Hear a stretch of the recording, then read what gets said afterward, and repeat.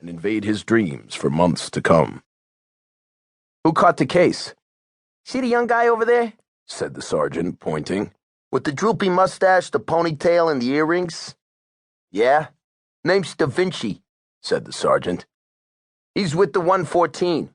Talk to him if you like, but this sure as shit ain't no homicide." "Right," said Max. Max pushed his way over to the young guy with the droopy mustache, the ponytail, and the earrings, who was taking notes in a little spiral-bound notebook, trying to interview a distraught middle-aged woman wearing a flowered caftan. There was no love lost between homicide detectives, who had an average of 15 years on the job, and precinct detectives, who could now get gold shields after only a year as undercover narcs. Max, who'd gotten his own shield at the unlikely age of 25 and had to endure more than the routine teasing given rookies, found to his dismay that at age 37 he no longer identified with young detectives. He still wasn't sure what he thought about earrings on both ears for men and had always felt ponytails looked best on teenage girls. And ponies. I don't understand it," said the woman in the flowered caftan, shaking her head. "I just spoke to Virginia this morning." "What about?" asked Da Vinci, notebook open and pencil poised. "About Mrs. Ramos," said the woman. "Our neighbor in 2D. "Yeah? Mrs. Ramos is a chain smoker," said the woman. "And the walls are so thin in our building the smoke seeps into all the apartments on the floor. They've already proven that secondhand smoke is as dangerous to you as asbestos. Did you know that?" "So," said Da Vinci. He was a smoker himself and didn't need to hear any more about secondhand smoke. "So," said the woman, "why would you be upset about secondhand smoke if you were planning to kill yourself?" "Did Miss Morales seem at all depressed or despondent?" asked Da Vinci. "Only about Mrs. Ramos and the smoke," said the woman. "Well, thanks for your help," said Da Vinci, slapping his notebook shut. "How you doing?" said Max to Da Vinci by way of greeting, flashing his shield. Da Vinci looked up, noted Max's shield, but did not otherwise acknowledge the senior detective's presence. "I understand you caught the case?" said Max, trying again, a little ticked at the apparent slight, but determined to give the kid the benefit of the doubt.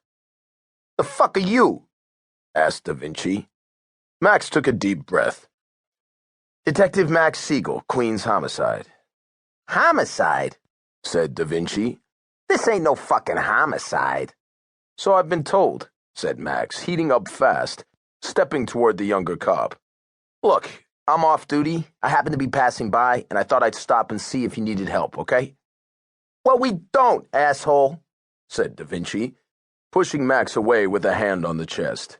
"So go home or back to homicide or to shul, but get the fuck out of my face, Jaime."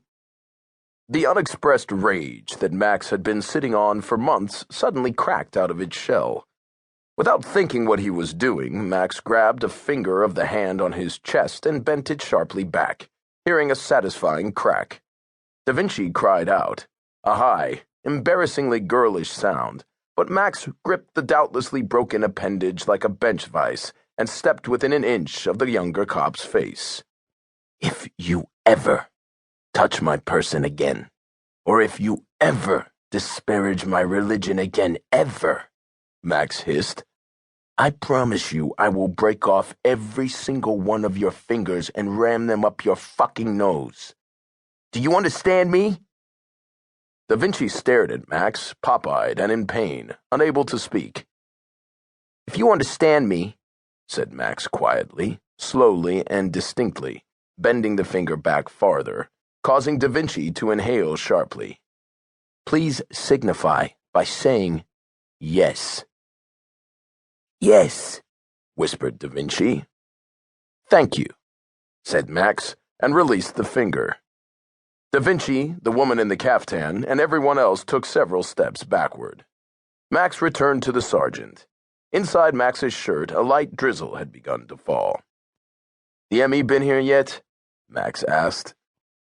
"Not yet," said the sergeant. After a preliminary examination of the body, the medical examiner would classify the death as a suicide, or, if there were any doubt in his mind, a CUPPI, cause unknown.